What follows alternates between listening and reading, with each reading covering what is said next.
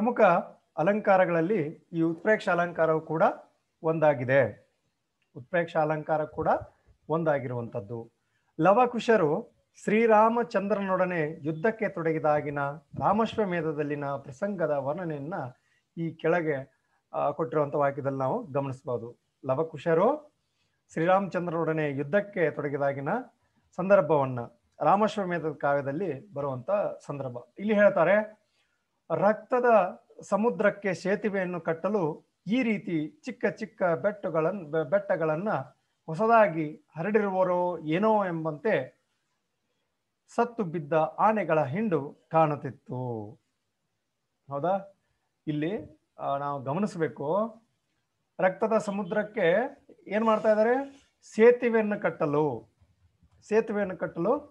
ಈ ರೀತಿ ಚಿಕ್ಕ ಚಿಕ್ಕ ಬೆಟ್ಟಗಳನ್ನ ಹೊಸದಾಗಿ ಬೆಟ್ಟಗಳನ್ನ ಸೃಷ್ಟಿಸಾರೋ ಏನೋ ಅನ್ನೋ ರೀತಿ ಒಳಗ ಅಲ್ಲಿ ಏನ್ ಬಿದ್ದಿತ್ತು ಅಂದ್ರೆ ಆನೆಗಳ ಹಿಂಡು ಸತ್ ಬಿದ್ದಿತ್ತು. ಆನೆಗಳ ಹಿಂಡು ಏನಾಗಿತ್ತು? ಸತ್ ಬಿದ್ದಿತ್ತು ಅನ್ನುವಂತ ರೀತಿ ಒಳಗ ಇದು ಉತ್ಪ್ರೇಕ್ಷೆ ಅನ್ನುವಂಥದ್ದು. ಇಲ್ಲಿ ಉತ್ಪ್ರೇಕ್ಷೆ ಅಂದ್ರೆ ಏನು? ನಂಬಾಕ ಅಸಾಧ್ಯವಾಗಿರುವಂಥದ್ದು. ಹೌದಾ, ನೀರಿನ ಸಮುದ್ರಕ್ಕೆ ಹೌದಾ ನಾವು ಸೇತುವೆ ಕಟ್ಟಬಹುದು, ಆದ್ರೆ ರಕ್ತದ ಸಮುದ್ರಕ್ಕೆ ಕಟ್ಟಕ್ಕೆ ಸಾಧ್ಯ ಐತೇನು? ಅಥವಾ ಸಮುದ್ರದ ಆಕಾರದೊಳಗೆ ರಕ್ತ ಇರಕ್ಕೆ ಸಾಧ್ಯ ಐತೇನು? ಇಲ್ಲ. ಅದಕ್ಕೆ ಹೇಳ್ತಾರೆ, ರಕ್ತದ ಸಮುದ್ರಕ್ಕೆ ಸೇತುವೆಯನ್ನು ಕಟ್ಟಲು ಈ ರೀತಿ ಚಿಕ್ಕ ಚಿಕ್ಕ ಬೆಟ್ಟಗಳನ್ನ ಹೊಸದಾಗಿ ಹರಡಿರುವರೋ ಎನ್ನುವಂತೆ ಸತ್ತು ಬಿದ್ದ ಆನೆಗಳ ಹಿಂಡು ಕಾಣ್ತಾ ಇತ್ತು. ರಾಮಾಶ್ವಮೇಧದ ವರ್ಣನೆ ಬರುವಂಥದ್ದು ಇಲ್ಲಿ ಹೇಳ್ತಾರೆ. ಏನ್ ಹೇಳ್ತಾರೆ ಅಂದ್ರೆ, ಇಲ್ಲಿ ಸತ್ತು ಬಿದ್ದಂತ ಆನೆಗಳು ರಣರಂಗದ ಸುತ್ತಲೆಲ್ಲೂ ಹರಡಿ ಬಿದ್ದಿದ್ದವು. ರಣರಂಗವೆಲ್ಲ ರಕ್ತಮಯವಾಗಿತ್ತು. ಈ ಸನ್ನಿವೇಶವನ್ನ ಕವಿ ಬೇರೊಂದು ರೀತಿಯಲ್ಲಿ ಕಲ್ಪಿಸಿಕೊಂಡನು.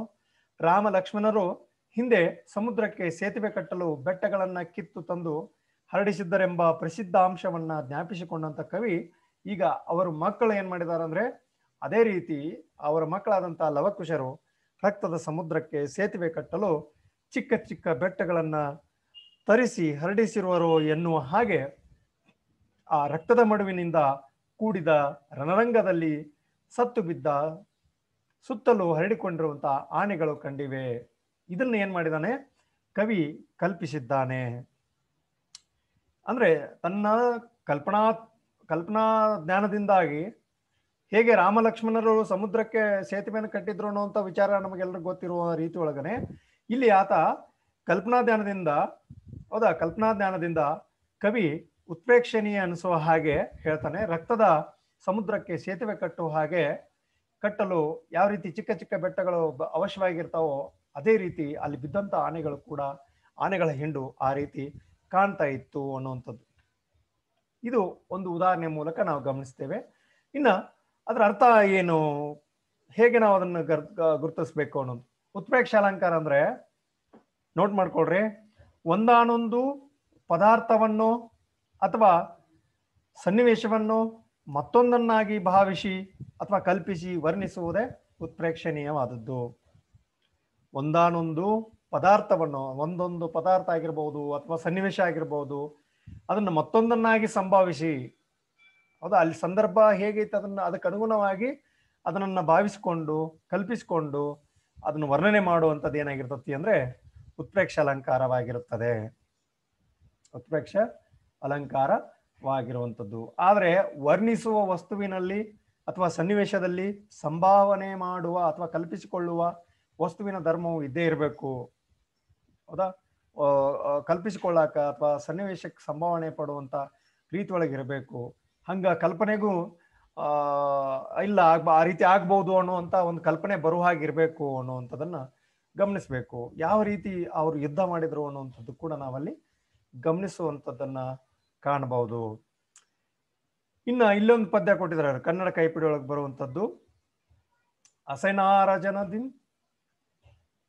ಪರಿದೂರ ಸರಮಾದುದು ನಿಜಾಗಮಂ ತೊಳೆಯಲ್ಕೆನ್ ದೊಸರಿಸದೆ ಪೊಕ್ಕಂತಿರೆ ವಾಸರ ಕರಣಪರ ವಾರಿದಿನಿ ಪೊಕ್ಕಂ ಅನ್ನೋದು, ವಾರಿನಿಧಿಂ ಪೊಕ್ಕಂ ಅನ್ನುವಂಥದ್ದು.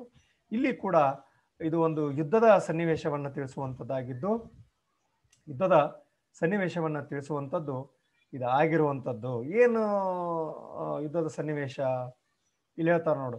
ಸೇನೆಯ ಕಾಲ್ತುಳಿತದಿಂದ ಎದ್ದ ಧೂಳು ಮೈಗೆ ಮೆತ್ತಲಾಗಿ ಅಂತ ಕೆಂಪು ಧೂಳಿನಿಂದ ದೂಸರವಾದಂತ ತನ್ನ ದೇಹವನ್ನ ತೊಳೆಯುವುದಕ್ಕೋಸ್ಕರ ಪಶ್ಚಿಮ ಸಮುದ್ರವನ್ನ ಸೂರ್ಯನು ಹೊಕ್ಕನು ಅನ್ನುವಂಥದ್ದು. ಅಷ್ಟೊಂದು ಕೆಂಪವಾಗಿ ಆತ ಹೋಗ್ತಾ ಇದ್ದಾನು. ಸಹಜವಾಗಿ ಮುಳುಗಿದ ಸೂರ್ಯನನ್ನ ಕವಿ ಸ್ನಾನಕ್ಕೋಸ್ಕರವೇ ಪಶ್ಚಿಮ ಸಮುದ್ರಕ್ಕೆ ಮುಳುಗಿದನೆಂದು ಕಲ್ಪಿಸಿ ಹೇಳುತ್ತಿದ್ದಾನೆ ಅನ್ನುವಂಥ. ಅಂದ್ರೆ ಕಲ್ಪನೆಗೆ ಮಿಗಿಲಾಗಿರುವ ರೀತಿ ಒಳಗಿರ್ಬೇಕದು. ಹೌದಾ?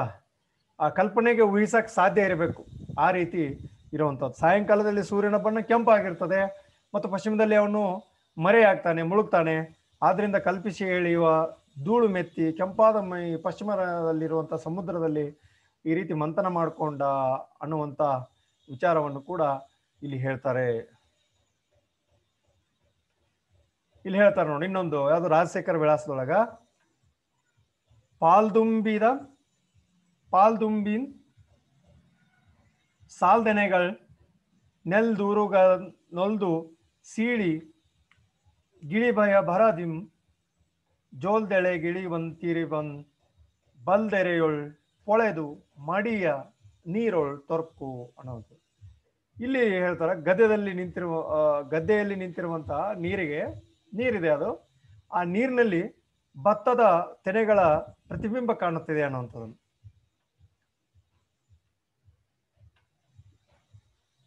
ಹೌದಾ? ಪಾಲ್ದುಂಬಿಂದ ಸಾಲ್ದೆನೆಗಳ್ ನೆಲ್ದುರುಗಲ್ ನೊಲ್ದು ಸೀಳಿ ಗಿಳಿಭಯ ಭರದಿಂ ಜೋಲ್ದೆಳೆ ಗಿಳಿವಂತಿರಬಂ ಬಂದಲ್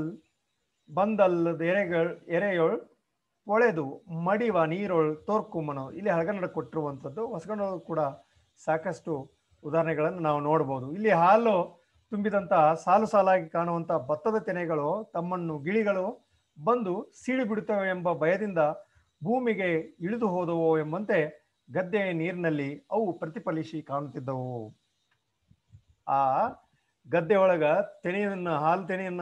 ಹಾಲ್ಗಾಳಿನ ತೆನೆಯನ್ನು ತುಂಬಿಕೊಂಡು ನಿಂತಿರುವಂತ ಪೈರಿನ ಚಿತ್ರಣ ಏನಾಗ್ತಿದೆ, ಆ ಗದ್ದೆಯೊಳಗ ನೀರಿನ ಮೇಲೆ ಬೀಳ್ತಿದೆ. ಅವು ಹೆಂಗ್ ಬಿದ್ದಿದೆಪ್ಪ ಅಂದ್ರೆ ಎಲ್ಲಿ ಗಿಳಿಗಳು ಬಂದು ನಮ್ಮನ್ನ ಸೀಳ್ ಬಿಡ್ತಾವೋ ಏನೋ ಅನ್ನುವಂಥದ್ದ ಭಯದಿಂದ ಹೋಗಿ ಆ ಭೂಮಿಯಾಗೆ ಇಳಿದು ಬಿಟ್ಟು ಅನ್ನುವಂಥ ರೀತಿ ಒಳಗ ಅಥವಾ ನೀರಿನಲ್ಲಿ ಅವಿತ್ಕೊಂಡು ಬಿಟ್ಟು ಅನ್ನುವಂಥ ರೀತಿ ಒಳಗ ಅವು ಅಲ್ಲಿ ಅದರ ಪ್ರತಿಬಿಂಬ ಕಾಣ್ತಾ ಇದೆ ಅನ್ನುವಂಥದ್ದು. ಸಹಜವಾಗಿ ನೀರಿನಲ್ಲಿ ಪ್ರತಿಫಲಿಸಿ ಕಾಣುವ ಭತ್ತದ ತೆನೆಗಳ ಆ ಸನ್ನಿವೇಶವನ್ನ ಕವಿಯು ಬೇರೊಂದು ಕಾರಣ ಕೊಟ್ಟು ಕಲ್ಪಿಸಿ ಗಿಳಿಗಳ ಭಯದಿಂದ ಅವು ಭೂಮಿಗೆ ಇಳಿದು ಹೋಗಿವೆ ಎಂಬ ಭಾವನೆಯನ್ನ ಆತ ಅಲ್ಲಿ ಮೂಡಿಸುವಂಥದ್ದಿದೆ. ಹೌದಾ? ಈ ರೀತಿ ಇರುವಂಥದ್ದು. ಇನ್ನೂ ಒಂದಿಷ್ಟು ಉದಾಹರಣೆಗಳನ್ನು ನೋಡೋದಾದ್ರೆ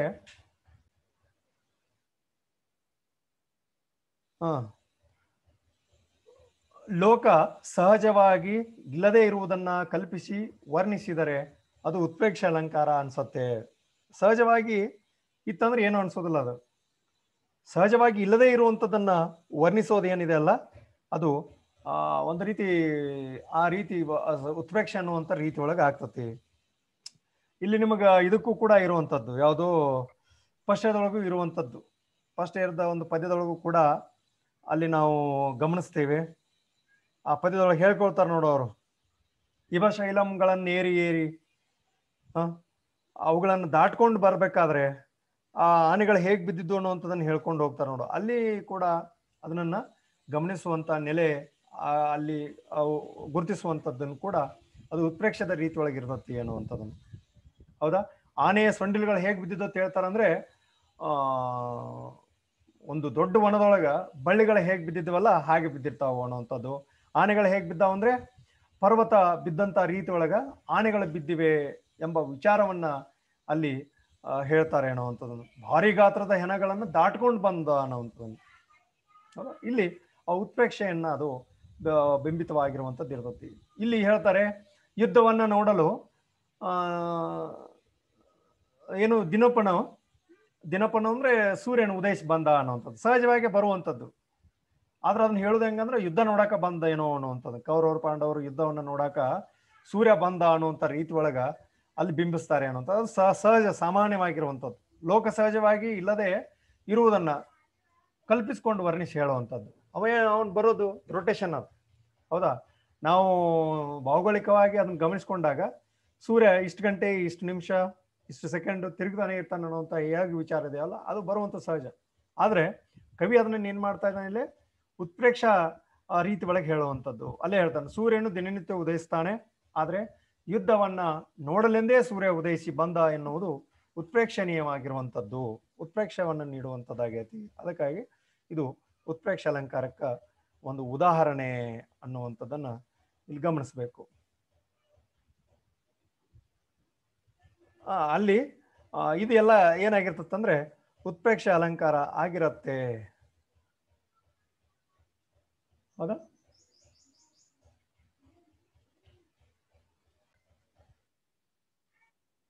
ದೃಷ್ಟಾಂತ ಅಲಂಕಾರ ಅಂತೇಳಿ ಇನ್ನೊಂದು ಅಲಂಕಾರ. ಇಲ್ಲಿ ದೃಷ್ಟಾಂತ ಅಂದ್ರೆ ನಾಣ್ಣುಡಿಗಳ ವಿಚಾರ ಮಾಡಿದ್ರೆ, ಇನ್ನೂ ವಾಕ್ಯಗಳನ್ನು ಗಮನಿಸಿದ್ರೆ ಅವು ಹೇಗಿದೆ ಅನ್ನೋಂಥದ್ದು ಅರ್ಥ ಆಗ್ತದೆ. ಇಲ್ಲಿ ಕೊಟ್ಟಾರ ನೋಡಿ ಎಕ್ಸಾಂಪಲ್ಸು. ಊರು ಉಪಕಾರ ಅರಿಯದು, ಹೆಣ ಶೃಂಗಾರ ಅರಿಯದು ಅನ್ನೋದು. ಈ ದೃಷ್ಟಾಂತ ಅಲಂಕಾರ ಯಾವುದು ಅಂದ್ರೆ, ಊರು ಉಪಕಾರ ಅರಿಯದು, ಹೆಣ ಶೃಂಗಾರ ಅರಿಯದು. ಅಟ್ಟ ಮೇಲೆ ಒಲೆ ಉರಿಯಿತು, ಕೆಟ್ಟ ಮೇಲೆ ಬುದ್ಧಿ ಬಂತು. ಮಾತು ಬಲ್ಲವನಿಗೆ ಜಗಳವಿಲ್ಲ, ಊಟ ಬಲ್ಲವನಿಗೆ ರೋಗವಿಲ್ಲ. ಇವು ದೃಷ್ಟಾಂತ ಅಲಂಕಾರ. ಇಲ್ಲಿ ನಾವು ಗಮನಿಸುವಂಥದ್ದು,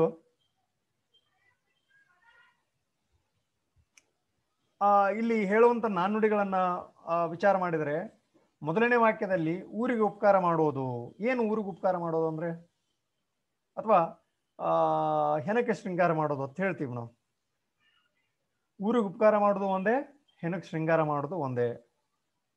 ಅದು ಏನು ನಿಷ್ಪ್ರಯೋಜಕವಾಗಿರುವಂಥದ್ದು, ಪ್ರಯೋಜನ ಇಲ್ಲ ಅಂತ. ನೀನು ಒಬ್ಬ ವ್ಯಕ್ತಿಗೆ ಉಪಕಾರ ಮಾಡಿದಂದ್ರೆ ಅವನು ಮತ್ತೆ ನಿನ್ನ ಉಪಕಾರಕ್ಕೆ ಕೃತಜ್ಞನಾಗಿರ್ಬೋದು, ಆದರೆ ಉಪಕಾರ ಊರಿಗೆ ಮಾಡಿದರೆ ಪ್ರಯೋಜನ ಆಗೋದಿಲ್ಲ ಅನ್ನೋವಂಥದ್ದು. ಇನ್ನು ಜೀವಂತಿದ್ದಂಥ ಒಬ್ಬ ವ್ಯಕ್ತಿಗೆ ನೀನು ಶೃಂಗಾರ ಮಾಡಿದರೆ ಆತ ಅದನ್ನು ಕಾಣಬಹುದು, ಸಂತೋಷ ಪಡಬಹುದು. ಆದರೆ ಹೆಣಕ್ಕೆ ಶೃಂಗಾರ ಮಾಡಿದರೆ ಅದು ಪ್ರಯೋಜನ ನಿಷ್ಪ್ರಯೋಜಕವಾಗಿರುವಂಥದ್ದು, ಪ್ರಯೋಜನ ಆಗದೇ ಇರುವಂಥದ್ದು.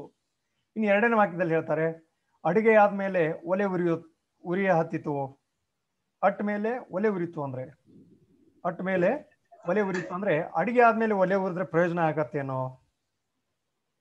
ಮನುಷ್ಯ ಕೆಟ್ಟ ಮೇಲೆ ಬುದ್ಧಿ ಬಂದ್ರೆ, ಕೆಟ್ಟ ಮೇಲೆ ಬುದ್ಧಿ ಬಂದ್ರೆ ಅದು ಪ್ರಯೋಜನ ಆಗ್ತತ್ತೇನು? ಕೆಡೋಕ್ಕಿಂತ ಮುಂಚೆನೆ ಆತ ಬುದ್ಧಿವಂತನಾಗಬೇಕು, ಹೌದಾ? ಅಡುಗೆ ಮಾಡೋಕ್ಕಿಂತ ಪೂರ್ವದಲ್ಲಿ ಒಲೆಯನ್ನು ನಾವೇನು ಮಾಡಬೇಕು, ಸರಿಯಾಗಿ ಉರಿಸ್ಬೇಕು. ಅವಾಗ ಒಲೆ ಉರಿತಂದ್ರೆ ಅದು ಪ್ರಯೋಜನ ಆಗತ್ತೆ. ಮನುಷ್ಯ ಕೆಟ್ಟಕ್ಕಿಂತಲೂ ಮುಂಚೆ ತನ್ನ ಬುದ್ಧಿಯನ್ನು ಪ್ರಯೋಗ ಮಾಡಿದರೆ ಅದು ಒಳ್ಳೇದಾಗ್ತತಿ ಅನ್ನುವಂಥದ್ದು. ಇನ್ನು ಮೂರನೇ ವಾಕ್ಯದಲ್ಲಿ ಮಾತಿನ ಮಹತ್ವವನ್ನು ತಿಳಿದವನು ಜಗಳ ಮಾಡಬೇಕಾದ ಭಯವೇ ಇಲ್ಲ ಅನ್ನೋ. ಮಾತಿನ ಮಹತ್ವವನ್ನ ತಿಳಿದವನು, ಮಾತಿನ ಮಹತ್ವವನ್ನು ಅರ್ಥ ಅಂತವನು ಜಗಳ ಮಾಡಬೇಕಾಗಿರುವಂಥ ಒಂದು ಪ್ರಮೇಯ ಇಲ್ಲ, ಜಗಳ ಮಾಡುವ ಅವಶ್ಯಕತೆನೇ ಇರೋದಿಲ್ಲ.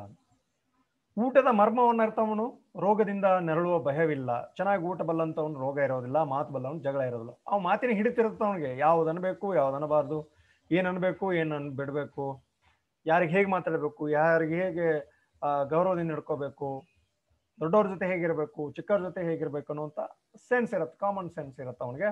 ಹೀಗಾಗಿ ಜಗಳ ಆಗೋದಿಲ್ಲ. ಮಾತಿನ ಬಗ್ಗೆ ಬಲ್ಲಂತವನು, ಮಾತಿನ ಅರಿವನ್ನು ಉಳ್ಳಂತವನು ಇದ್ದ ಅಂದ್ರೆ ಅದು ಪ್ರಯೋಜನ ಆಗುವಂಥದ್ದಿದೆ. ಊಟ ಚೆನ್ನಾಗಿ ಮಾಡುವಂಥವನಿಗೆ ರೋಗದ ಇದನ್ನೇ ಇರೋದಿಲ್ಲ ಅನ್ನುವಂಥದ್ದನ್ನು, ಹೌದಾ? ಹೆಚ್ಚು ತಿಂದ್ರೂ ಪ್ರಾಬ್ಲಮ್ ಇದೆ, ಕಡಿಮೆ ತಿಂದ್ರೂ ಪ್ರಾಬ್ಲಮ್ ಇದೆ.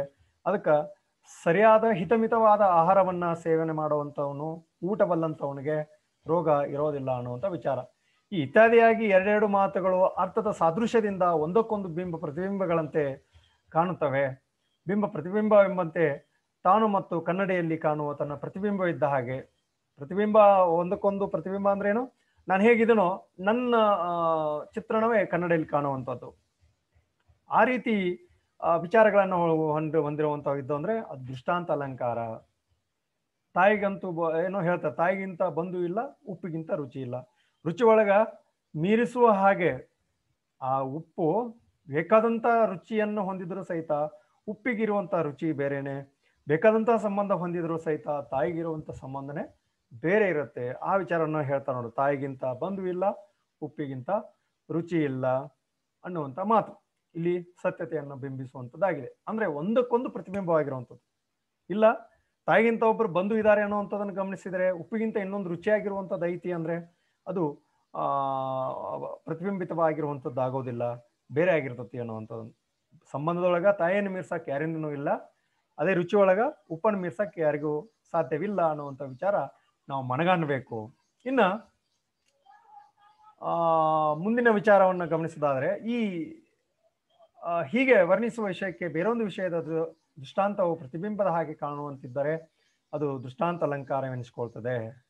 ಹೌದಾ? ಇಲ್ಲಿ ಹೇಳ್ತಾರೆ ನೋಡಿ, ವಾಕ್ಯ ಕೊಡ್ತಾರೆ, ಎರಡು ಬೇರೆ ಬೇರೆ ವಾಕ್ಯಗಳು ಅಂದ್ರೆ ವರ್ಣಿಸುವ ವಿಷಯದ ವಾಕ್ಯ, ಅವರ್ಣೀಯ ವಿಷಯ ವಾಕ್ಯಗಳು ಅರ್ಥ ಸಾದೃಶ್ಯದಿಂದ ಒಂದಕ್ಕೊಂದು ಪ್ರತಿಬಿಂಬವಾದಂತೆ ಒಂದು ಪ್ರತಿಬಿಂಬಕ್ಕೆ ಮತ್ತೊಂದು ಭಾವದಂತೆ ಇರಬೇಕು. ತೋರ್ತಿದ್ರೆ ಅದೇನಾಗಿರುತ್ತೆ ಅಂದ್ರೆ ದೃಷ್ಟಾಂತ ಅಲಂಕಾರ ಆಗಿರುತ್ತೆ.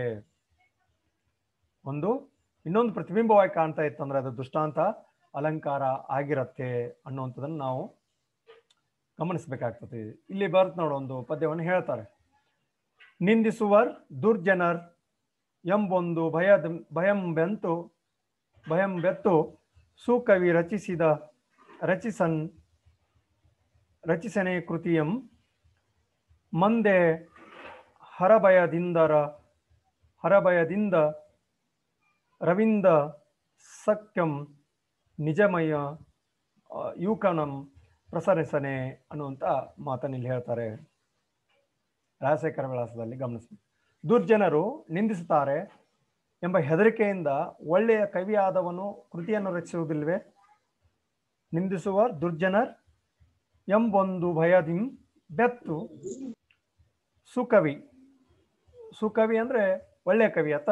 ಸುಕವಿ ರಚಿಸನೆ ಕೃತಿಯಂ, ಒಳ್ಳೆಯ ಕವಿ ಕೃತಿಯನ್ನು ರಚಿಸಕ್ಕೆ ಸಾಧ್ಯವಿಲ್ಲೇನೋ ಅಥವಾ ರಚಿಸುವುದಿಲ್ವೇನೋ ಅನ್ನುವಂಥ ಪ್ರಶ್ನಿಸ್ತಾರೆ. ಅಂದರೆ ರಚಿಸ್ತಾನೆ ಅನ್ನುವಂಥ ವಿಚಾರ. ಹಾಗೆ ಕತ್ತಲೆಯ ಭಯದಿಂ ಸೂರ್ಯನು ತನ್ನ ಕಿರಣಗಳನ್ನು ಪಸರಿಸುವುದಿಲ್ಲವೇ? ಮಂದೇಹರ ಭಯದಿಂದ, ಹೌದಾ,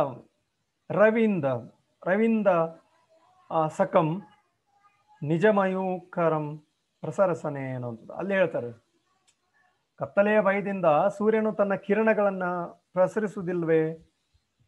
ಅಂದ್ರೆ ಆತ ಬಂದೇ ಬರ್ತಾನೆ, ಕತ್ತಲವನ್ನು ಕಳೀತಾನೆ, ಅವನ ಕಿರಣಗಳು ಭೂಮಿಯನ್ನು ತಾಗ್ತಾವೆ ಅನ್ನುವಂಥ ವಿಚಾರ ಇಲ್ಲಿ ಇರುವಂಥದ್ದು.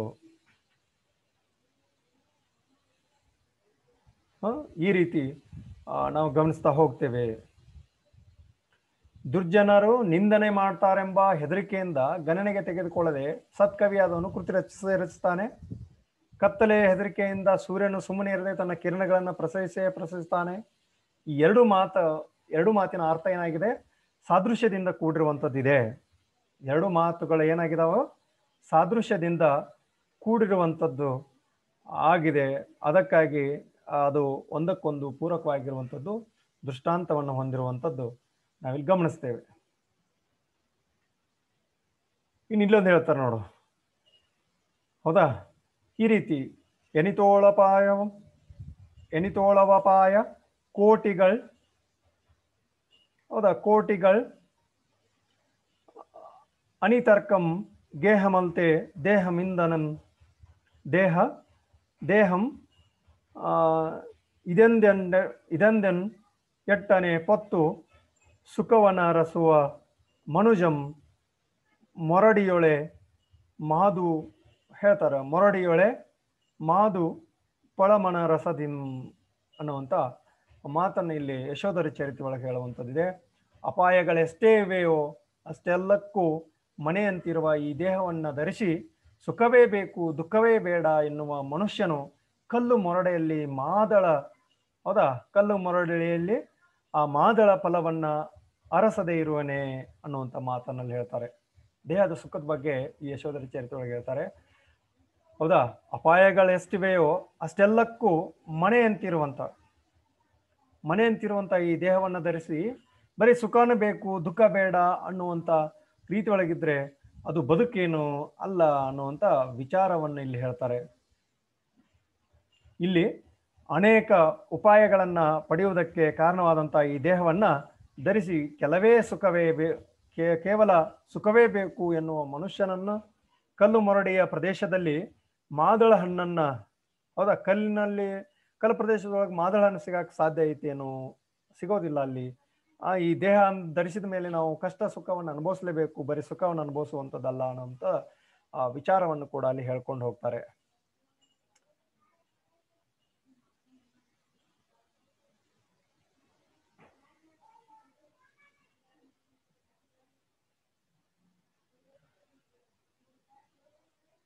ಇಲ್ಲಿ ಏನ್ ಹೇಳ್ತಾರ ಗಮನಿಸೋದಾದ್ರೆ,